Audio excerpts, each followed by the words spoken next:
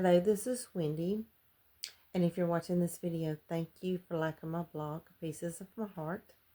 I'm going to share some takeaways that I get from the Bible, and I want to highlight Job. And if you haven't read the book of Job, some of these statements might not make very much sense to you, but I'd love for you to go back and read it, and then weigh in and let me know what you think. But these are some postures and attitudes and things that I see on human behavior within this book.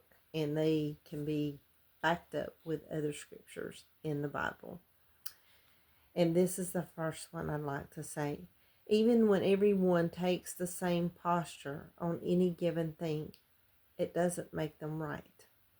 Popular opinion is not always what is pleasing to God. Proverbs 21:2 states, "Every way of a man is right in his own eyes, but the Lord weighs the hearts." In contrast, if one man alone takes a posture and he's alone in that posture, it doesn't make him wrong. Being misunderstood doesn't invalidate you. Job was misunderstood by his friends. Romans 8:31 states, What shall we then say to these things? If God be for us, who can be against us? Job's friends had words of criticism, but not words of compassion. Job's wisdom was in his fear of the Lord and in humility. Proverbs 9:10 states, "The fear of the Lord is the beginning of wisdom, and the knowledge of the Holy One is understanding." Remember, God did not choose Job's friends as righteous when speaking to Satan. He chose Job. Job 1:8. Then the Lord said to Satan, "Have you considered my servant Job?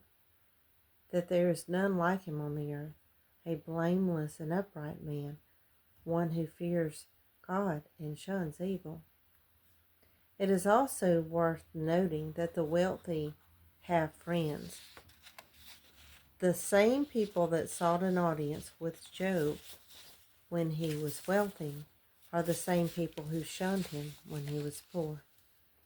We can learn something about human behavior with this. Proverbs 19:4 states, "Wealth makes many friends, but the poor is separated from his neighbor." God didn't need anything or anyone in order to restore Job's wealth. Also, when God decided to do it, Satan could do nothing. Satan had to have God's permission to afflict Job in the first place. God set boundaries that Satan could not cross. Job 1:12 states, "And the Lord said to Satan, Behold, all that he has is in your power, only do not lay a hand on his person." So Satan went out from the presence of the Lord. The self-righteous men who were right in their own eyes were set down by God. He called them out and said that he would have his servant Job to pray for them. Job 42, verse 7 and 8. And so it was after the Lord had spoken these words to Job that the Lord said to Eliphaz the Temanite, "My wrath is aroused against you and your two friends, for you have not spoken of me what is right, as my servant Job has. Now therefore, take for yourselves 7 bulls and 7 rams. Go to my servant Job and offer up yourselves a burnt offering, and my servant Job shall pray for you. For I will accept him, lest I deal with you according to your folly, because you have not spoken of me what is right, as my servant Job has."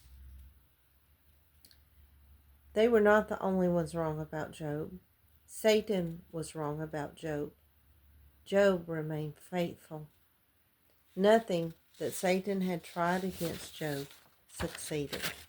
Remember, everything Satan does against us, he has to have permission from God to do, otherwise he will not succeed. Isaiah 54:17. No weapon formed against you shall prosper, and every tongue which rises against you in judgment you shall condemn. This is the heritage of the servants of the Lord, and their righteousness is from me, says the Lord.